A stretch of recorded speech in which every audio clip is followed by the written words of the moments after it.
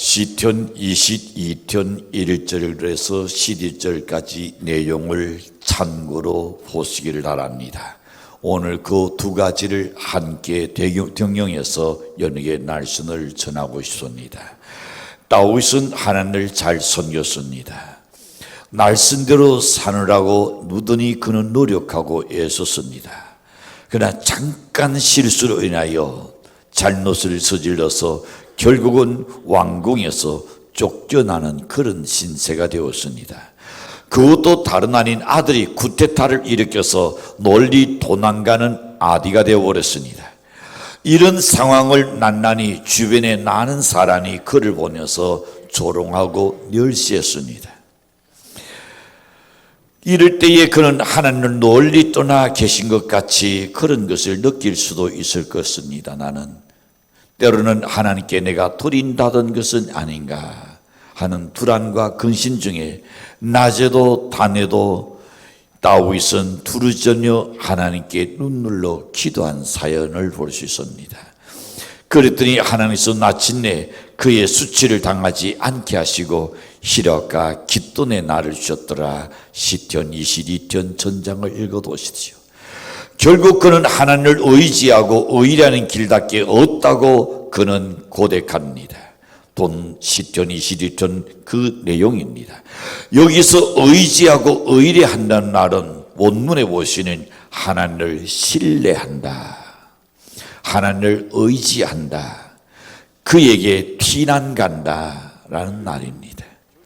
그러는 여호와를 의지하고 의리할 때에 따르는 축복이 과연 무엇일까요? 첫 번째 보시는 삶의 장벽에 단을 띄어넣게 해주십니다.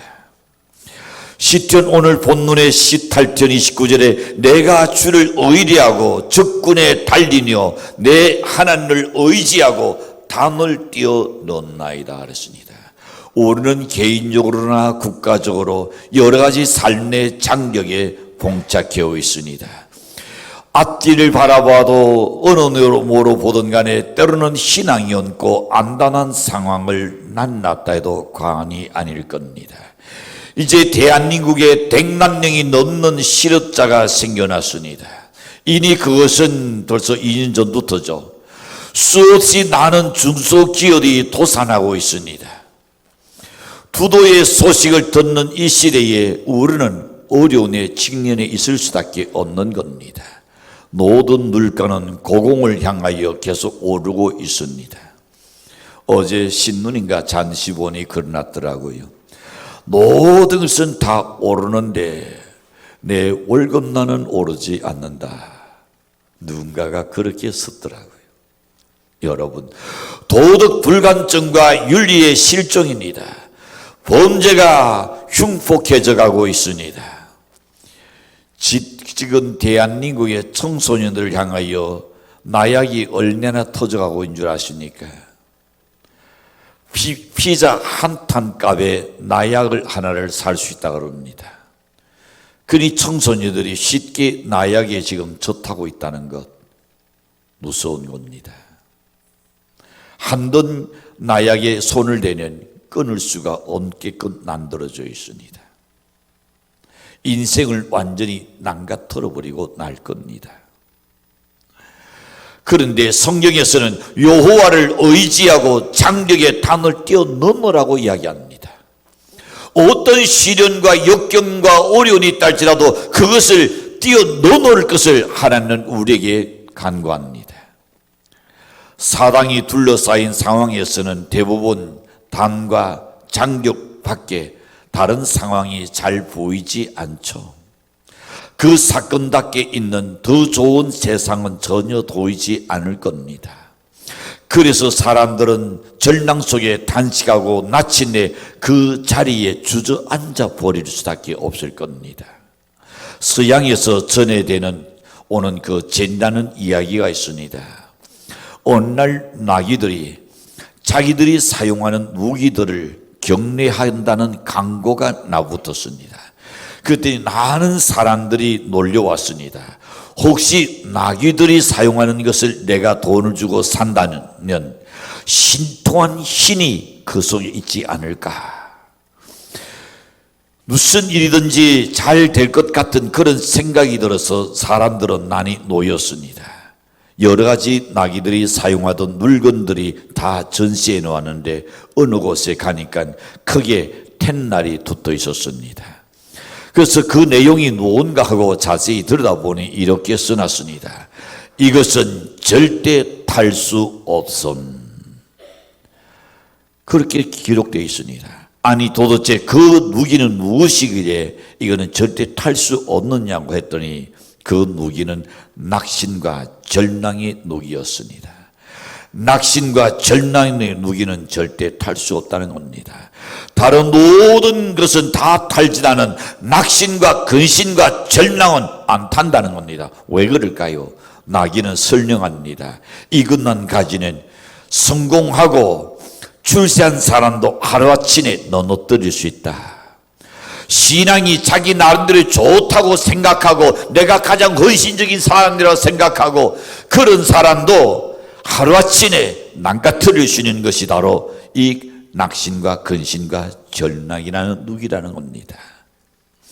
존귀한 사람도 학식이 높은 사람도 고귀한 인격을 갖춘 사람도 신앙의 사람도 다 무너뜨릴 수 있는 것이기 때문에 이것은 절대 탈지 않는다는 텐날을 붙였다는 겁니다. 돈문에 단 때로는 장력이라는 날이 나옵니다. 무슨 날입니까?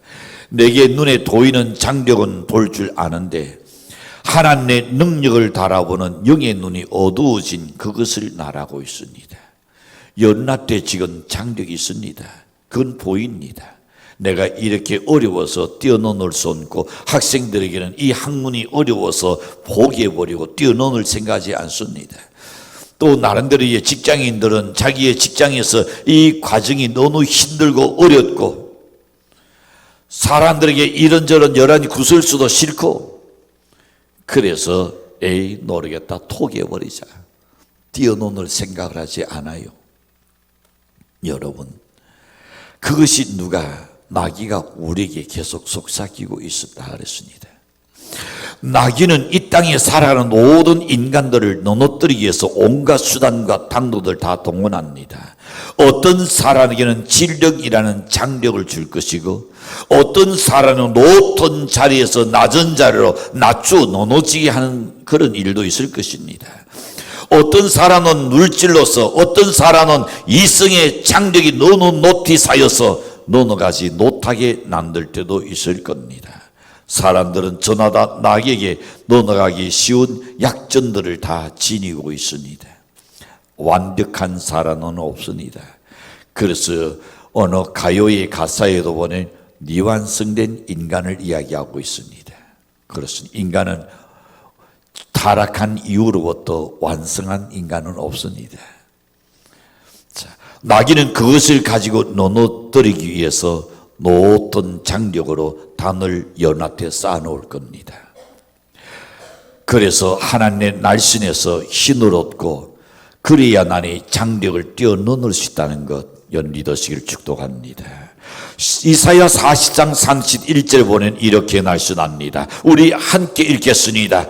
오직 여호와를 악나는 자는 세인을 얻으리니 독수리가 날개치며 올라간 같을 것이요 다른 닭질하여도 곤디하지 아니하겠고 걸어가도 피곤하지 아니하리로다. 그렇다면 못 넘을 것이 없을 줄로 믿습니다. 태양빛은 모든 사람에게 다 골고루 비춰줍니다. 잘 사는 사람에게도 못 사는 사람에게도 존귀한 사람에게도 천한 사람이나 누구에든지 공평하게 태양은 비춰줍니다. 그런데 이 태양빛을 볼록 렌즈를 가지고 한 곳으로 집중시키는 엄청난 열이 생겨서 불을 밝히고 불을 태우는 것을 보실 겁니다. 아마 어릴 때 한 번씩 경험이 있을 겁니다. 저도 그랬습니다. 볼록 렌즈 가지고 제가 입은 옷에다가 한번 뒤쳐봤습니다. 조금 있으니까 노랑노랑 하더니 그리고는 구멍이 뽕 나올래 달리 끈 일이 있습니다. 잊어줄 수 없습니다.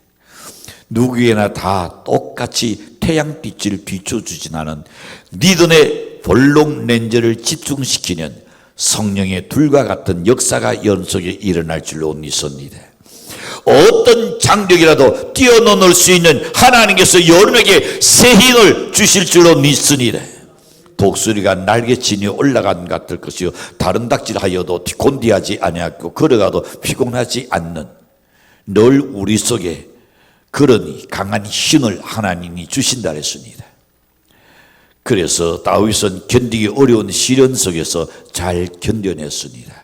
하나님을 의지하고 의했더니 나침내 왕위에 다시금 오르게 하시고 많은 사람이 그를 존귀 여기게 했던 것을 돕니다. 지금까지도 이스라엘 국계원인 별이 걸렸습니다. 이스라엘 가서 대중버스를 타보십시오. 의자에 뒤에 보는 별이 걸려 있습니다. 뭘 상징할까요?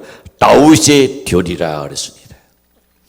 오늘날 이스라엘 국가가 되는 놀라운 영광과 축복을 받은 줄로 믿습니다. 두 번째 생각해 봅니다. 하나님을 의지하는 자의 위력은 어떻게 나타날까요? 이때 청청하고 열매를 거두게 하신다 그랬습니다. 예레미야 17장 7절과 8절을 보시는 그러나 무릇 여호와를 의지하며 여호와를 의뢰하는 그 사람은 복을 받을 것이라.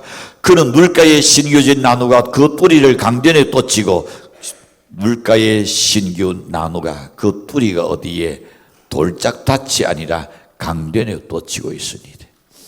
더위가 올지라도 두려워하지 아니하며 그의 뒤 청청하며 가무는 해에도 걱정이 없고 결실이 그치지 아니함과 같으리라 그랬습니다. 그렇습니다. 물이라는 엄청난 생명력을 지니고 있습니다. 끓인 물보다는 생수가 더 힘이 있다는 걸 알아야 합니다. 여러분의 집에 어항이 있는 집이 있을 겁니다. 물을 팔팔 끓여가지고 그리고 식혀서 그리고 그 고기에다가 물을 부어 넣어 줘 보시지요. 계속 그렇게 냈더하면 고기들이 오래 살지 않고 죽어버립니다. 다시금 여러분의 집에 화분이 있을 겁니다. 하초도 탈탈 끓인 물을 갖다가 식혀가지고 그리고 화분에 계속 물을 조금씩 계속 줘 보시지요. 끊임없이 준다는 그 하초는 죽고 날 겁니다. 물이라는 것은 그냥 물이 아닙니다. 그 속에는 영양소가 들어있습니다. 미네랄이 들어있습니다. 여러 가지 다양한 영양소가 있기 때문입니다. 그런데 물이라는 것은 눈에 보이지 않는 엄청난 생명력이 있다는 것을 우리가 안다면 우리는 어떻게 진정으로 여러분이 이뒤 청청하며 열매를 거두는 하나님의 그 축복, 생수의 축복을 받아야 할 줄로 믿습니다. LA에서 12시간 전 날아가는 그랜드 캐년이 나옵니다. 너무너무 넓은 황야에 오랜 세월 동안 장나가지고 골이 깃어져서 강이 되어버리고 날았습니다. 넓이가 얼마나 넓은지 길이가 얼마나 긴지 비행기가 위로 나를 정도로 그렇게 넓다 그럽니다. 엄청난 물주기를 보낸 대자연의 웅장함과 저절로 고개가 숙여지고 인간의 연약함을 보게 된다고 말합니다. 그런데 어느 지역에 가도 끝이 없는 사막으로 되어 있는 곳이 있는가 하면 어떤 곳에는 군데군데 과수원들이 있는데 아주 단스러운 열매를 맺고 있는 것을 보게 됩니다. 어떻게 사막 한가운데서 저런 열매를 맺을 수 있을지 알아보는 다른 아니라 저 멀리 떼내 수로를 연결해서 물을 끌어온다는 겁니다. 이스라엘의 그 황약한 그 사막 속에 무엇이 오렌지가 달립니다. 그 오렌지는 엄청난 당도가 높습니다. 우리가 한도 넣어볼 수 없고 거의 다 전량 미국으로 그리고 유럽으로 수출한다 그래요. 비싼 가격에. 그것이 어디에 수로를 끌어와 가지고 그리고 거기서 물을 주어서 만든 겁니다. 여러분, 적절한 시간에 우리가 물을 부어놓으니까 열매를 맺게 되죠. 이때 아주 푸릅니다. 거기서 나오는 오렌지 낫이 기가 막힌다 그러죠. 이와 같이 생수는 생명력이 있습니다. 단스러운 열매를 맺게 합니다. 우리에게는 영적으로 신령한 생수가 필요한 줄로 믿습니다.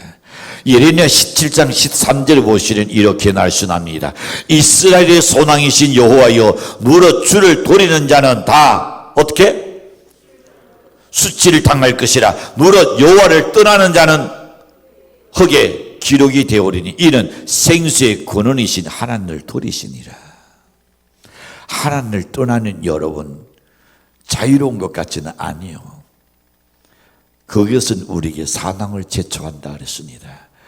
여기에 꽃이 있고 여러 가지 아름다운 것이 있습니다. 그런데 난 여기 이것이 지금 나무 뿌리에 달려있다고 가정해 봅시다. 근데 이 꽃들이나 아니면 잎사귀가 달 안에 날려가는 모든 잎들을 바라보면서 야, 저는 얼마나 행복할까? 나는 언제쯤 내게도 자유를 얻을 수 있을까? 나도 저렇게 아주 홀홀 날아가 봤으면 좋겠다. 그런 차에 어느 날 잎이 어떻게 하나가 똑 떨어져서 달 하늘 타고 날아갑니다. 날아가는 순간에는 너무너무 기분 좋았을 겁니다. 그러나 땅에 떨어지는 순간 사람들이 밟아버립니다. 진흙달로 밟아버릴 겁니다. 미아원이 와서 싹 썰어가지고는 어디에 결국은 불을 싸질러 버리고 날 겁니다. 여러분, 오늘 우리가 하나님 안에 있는 게 구속이 아니라 하나님 안에 있는 것이 행복입니다. 그게 자유입니다. 그게 기쁨입니다. 그게 연역의 생수가 될 줄로 믿으시길 바랍니다. 하나님을 의지하는 신앙의 사람에게는 하나님께서 우리에게 신령한 영적 생수를 내려주신다 했습니다. 생수의 강변은 바로 예배당입니다. 삶이 안단하고 신앙이 없는 그 순간에 우리의 생수의 강변이 되는 이 예배당으로 나와야 할 줄로 믿습니다.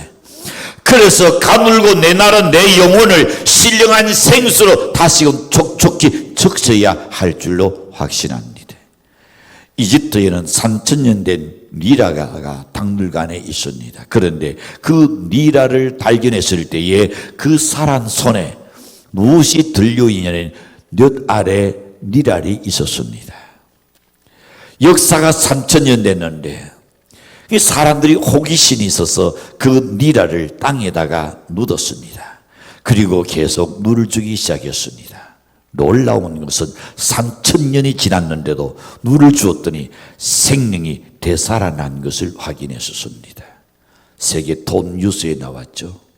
우리 인간에게는 영성의 씨앗이 있습니다. 하나님의 날씬의 생수로 자꾸만 젖어들면 아무리 강팍한 사람이라도 신령도 사기 날 줄로 믿습니다.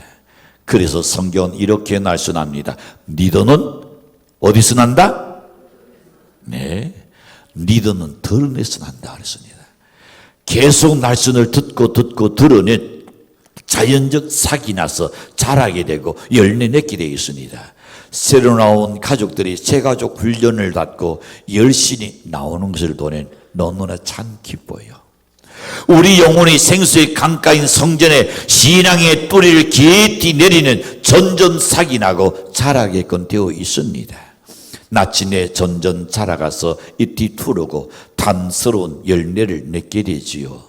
신앙의 열매 날입니다. 어떤 환경과 어려운 일을 만나도 흔들리지 않는 신앙의 소유자가 될 줄로 믿습니다. 성도들의 생활을 보낸 고난을 통하여 오히려 더 견고한 신앙을 갖게 되는 것을 돕니다. 시편 119편 71절에서 날씬합니다. 우리 함께 큰 소리 읽읍시다. 시작. 고난 당한 것이 내게 유익이라. 이로 말미암아 내가 주의 율례를 배우게 되었나이다. 우리가 이걸 경험해야 합니다. 고난 자체를 보고 짜증내고 왜 나만 그러지 마시고 그 고난을 다 지나고 보낸 고난을 통하여 내가 주님의 율례를 내가 배웠다. 우리 영혼이 생수의 강변의 뿌리를 잘 내리는 반드시 내 영혼과 내 기혈이 푸르르고 청청해서 나침의 아름다운 열매를 맺을 줄로 믿습니다. 잉글랜드에서 당시에 사회적으로 유명한 지도자였던 스테판 올릴이라는 사람이 있습니다.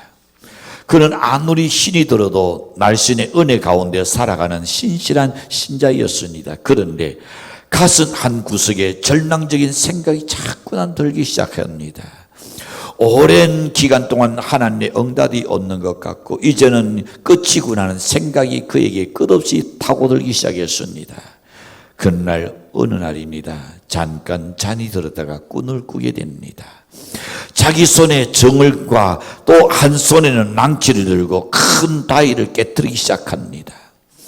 반드시 깨져야 할 그 다이인데도 도무지 때려도 깨지지 않습니다.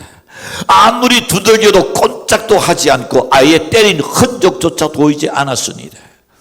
실망하고 낙심되어서 낭치와 그 정을 잡아 던지려는 그 순간에 스테판 올린 자기의 이름이 부르는 그 음성이 들립니다.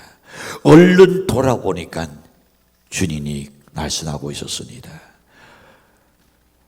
스테판, 왜 그난 두려워하느냐? 계속해서 낭치 들고 두들겨라. 그때 그는 알합니다. 주님, 아무리 두들겨도 깨지지 않습니다. 그때 주님은 그에게 말합니다. 깨지는 것은 내게 속한 것이니 너는 계속 두드리기나 하라. 깨지는 것은 내게 속한 것이지 네가 한 데서 깨지는 거 아니다. 그래서 그는 계속 낭치를 들고 다시금 또 두드리고 또 다시금 두드리는 순간에 한순간에 큰 다이가 산산조각 나면서 쫙 깨지는 순간에 깜짝 놀라서 깨고 보니 꿈이었더라 그랬습니다. 그래서 그는 신랑한 마음을 다시 한 번 더 이제는 추스르기 시작합니다. 인내의 힘을 얻고 하나님한테 더 가까이 나가서 자기 소원을 이루어 마침내는 유력하고 유능한 지도자로 활약했던 일화입니다. 세상에서의 모든 일은 내 힘으로 되지 않습니다. 하나님 다 이루어주시고 하나님이 도와주실 줄로 믿습니다. 나의 등 뒤에서 나를 밀어주시고 나를 끌어주시는 이의 신이 여러분과 함께 할 때만이 가능한 줄 믿으시기를 축복합니다. 그러나 하나님께서 때가 되어서 반드시 이루어지고 여러분의 소원의 항구로 인도하실 줄로 믿습니다. 그러므로 무슨 중대한 일을 만났을 때에 하나님의 때가 언제일까? 주의 뜻이 어디에 있는가 살펴보는 여러분 되시기를 간절히 부탁합니다. 아브라함은 하늘의 별과 같고 바닷가의 노래알과 같은 많은 자손을 주시라는 약속을 받았지만은 아내 사레와 자기의 나이를 보니까 너무 희망이 없었습니다. 아내가 90이요. 지금 곧 아브라함이 곧 100세가 됩니다. 이미 경수가 끊어진 지 오래되었습니다. 그런데 하나님은 그가 아브라함 70대에 이니 내가 내 자손을 주겠다 그랬습니다. 인간적인 방법을 동원해 보았지만 그것은 하나님의 뜻이 아니었습니다. 결국은 그가 100세가 되던 그 해에 하나님의 때가 되니 아브라함을 통하여 이삭을 허락하셨고 그를 통하여 하늘의 별과 같고 바다의 노래알 같은 수많은 자손을 지금도 허락해 주셔서 믿는 자가 전 세계적으로 얼마나 많습니까? 오늘 우리도 누릇 여호와를 의지함으로 인하여 나의 소원하는 바가 이루어지고 돈창하고 장성해서 마침내 풍성한 수확으로 거두어지기를 주인으로 간절히 축복합니다. 세 번째 생각해 봅니다. 여호와를 의지하는 자의 위력은 무엇일까? 무성한 가지가 단장을 넘게 하신다 그랬습니다. 창세기 49장 22절에 보시는 한 목소리를 읽겠습니다. 시작. 요셉은 무성한 가지 곧 센 곁에 무성한 가지라 그 가지가 단을 넣었도다. 여러분 야곱은 인종을 앞두고 12아들 불러서 축복 기도를 다 해주고 시작했습니다. 유다를 향해서는 창세기 49장 8절과 10절에 보내 너는 내 형제의 잔송이 될지라 내 손이 내 원수의 녹을 잡을 것이요 내 아디의 아들들이 내 앞에 절하려다. 허기 유다를 떠나지 아니하뇨 지리자의 지팡이가 그 달 사이에서 떠나지 아니하시기를 실로가 오기까지 니치리니 그에게 모든 백성이 독종하려다. 아비가 아들에게 지금 축복 기대 줬습니다.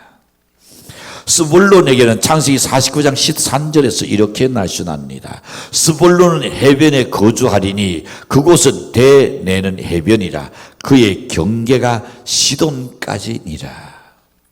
항해할 수 있는 땅을 그에게 아들에게 축복해 줬습니다.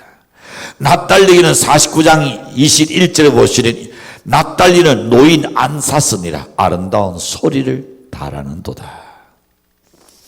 찬양 잘하시는 분들 아마 그 후손에 피가 흐르고 있는 것 같습니다. 여러분 아름다운 소리를 달할 겁니다. 창세기 49장 22절에 다시금 보시는 요셉은 누성한 가지고 젠 곁에 누성한 가지라. 그 가지가 단을 넣는다 그랬습니다. 여러분 우리 어린이 주일날 저녁에는 부모님이 자녀들을 일일이 기도해 줍니다. 안수 기도해 주죠. 그날 와서 막연하게 기도할 생각하지 마시고 지금부터라도 깊이 생각하시지요. 이 녀석에게는 무엇이 장점이고 무엇이 단점이고 어떤 것을 보완했으면 좋겠고 어떤 것은 더 성장했으면 좋겠고 이거를 부모가 미리 생각해야 합니다. 그걸 기대해야 합니다. 그리고 난 후에 그날 와서 기도하는 이건 그의 12 자녀들에게 기도했을 때에 그대로 인했어요. 믿습니까? 막연하게 기도하니라 그런 마음 갖고 기도하시지요. 그리한다는 어떤 한 가문과 민족사회뿐만 아니라 국경을 넘는 부드러운 때는 두드러지는 종족이 되라고 확신합니다. 여러분의 자녀들이 여러분이 넘지 못한 여러분의 자녀들이 여러분의 가지가 단을 넣어야 합니다. 그게 축복입니다. 요셉은 결국 애굽의 총리가 되고 존귀하고 복된 은혜를 받았습니다. 야곱의 모든 자손에게 적절한 축복을 해주었는데 다 그대로 이루어졌습니다. 하나도 안 이루어진 게 없어요. 연애 자녀를 위해서 내가 뭘 빌 것인가 지금부터 생각하고 기도로 준비하고 하십시오. 그리고 간절한 신령으로 혼신을 다해서 그날 연애 자녀들 위해서 안수 기도할 때에 하나님의 역사가 반드시 그 속에서 씨앗이 떨어져서 자랄 줄로 믿습니다. 우리의 믿음의 사람들도 은혜를 받고 지대가는 자손들이 있고 자녀들이 있습니다. 그들 위해서 여러분이 복을 빌어줘야 되겠죠. 그러기 전에 먼저 내가 하나님한테 은혜 가운데 있어야 할 줄로 믿습니다. 이 나라니 갑자기 생각이 납니다. 이 대표 기도하는 사람들 있지 않습니까? 저 역시도 마찬가지입니다. 여기 나올 때에 구약을 알아야 그래야 제대로 신약이거나 기도하는 겁니다. 구약에 만약에 나안에 끓이끼는 거나 이런 게 있어서 여기 들어오면 하나님 죽여버렸습니다. 그만큼 왜 모든 사람들을 대신하여 지금 나오는 그 지금 주님이 인류의 죄를 대신하여 십자가에 가는 그 길입니다. 너무 가득히 생각하면 안 된다는 말입니다. 내가 오늘 대중들한테 기도 나탔지. 아니요. 죽은의 자리에 온 겁니다. 근데 내가 성결하지 못하는 하나님 그를 죽인다 그랬습니다. 구약의 바에 죽였어요. 제사장도 죽여버렸습니다. 그래서 항상 그 모든 일에서 사전에 자기가 성결해야 그의 자녀를 위해서 기도할 때에 그 기도의 위력이 임할 줄로 믿습니다. 크게 은혜를 받은 날이면 사랑하는 아들, 딸들의 정말로 머리 위에 손을 얹고 축복 기대주는 연례식을 바랍니다. 오늘 크게 은혜를 입었다. 하나님께 내게 크게 감동을 주셨다. 그럴 때마다 아따가 너를 위해서 기대해 주고 싶구나. 엄마가 너를 위해서 꼭 기대해 주시다. 그런 것을 보면서 자라야 자녀들이 기도하게 되고 하나님과 가까이 가게 되는 겁니다. 아이고 쑥스러운 아니요. 어릴 때보다 꾸준히 해보시지요. 쑥스러운 것이 아니라 그들은 엄마가 내게 기도해 준 걸 다 들어요. 그리고는 그는 신앙을 떠나지 아니할 줄로 확신합니다. 여러분 믿음으로 우리는 아브라함의 후손이 되었습니다. 우리는 믿음으로 아브라함의 복을 받을 줄로 믿습니다. 믿음 가지고 나가는 놀라운 은혜와 축복의 역사가 반드시 여론을 통하여 여러분의 자녀를 통하여 가지가 단을 넘는 역사가 일어날 줄로 확신합니다. 우리의 작은 일에도 큰 일에도 순탄할 때도 때로는 역경일 때도 진실되고 성실하고 충실하고 잘 참고 견디며 인내하며 하나님께서 살아야, 하나님 앞에 살아야 합니다. 사랑하는 성도 여러분, 우리 인생의 제일 큰 자산이 뭡니까? 연애 속에 가장 큰 자산이 사랑의 열정입니다. 정열입니다. 그 사람이 죽었냐 살았냐, 심장도 좋진 않은 그 사람 속에 열이 식었냐 열이 있느냐. 송장들 보시죠. 시간 지나가면 열이 다 식어버리고 싸늘해집니다. 그러나 언제나 뜨끈뜨끈하면 그건 살아있는 사람이죠. 여러분, 우리 심령의 리듬의 불을 끄지 않는 연례시를 바랍니다. 기도의 불을 끄지 않는 연례시를 바랍니다. 열정을 끄지 않는 연례시를 바랍니다. 하나님의 신실하신 분이십니다. 더욱 의지하고 의뢰하며 영육간의 삶의 가지 연애 자녀가 누성하여 단장 국경을 넘는 크신 축복을 받으시기를 축원합니다. 어떻게 하면 하나님의 놀라운 은혜와 축복을 받을 수 있습니까? 우리 앞에 어떤 시련이 있다 할지라도, 어떤 장벽이 있다 할지라도 낙심하거나 좌절하지 마시고 단을 뛰어넘을 수 있다는 믿음 가지시기를 바랍니다. 그리고 하나님을 의지하고 하나님을 늘 신뢰하는 연대시기를 바랍니다. 하나님의 약속의 날씬을 믿고 믿음으로 나아가는 연대시를 축복합니다. 그리한다면 환난과 역경과 모든 장벽을 뛰어넘어 마침내는 소원의 열매를 맺으며 장성하고 창대하며 하나님의 영광을 거기에 돌리고 살아가는 복된 삶을 사시기를 주인으로 간절히 축원합니다.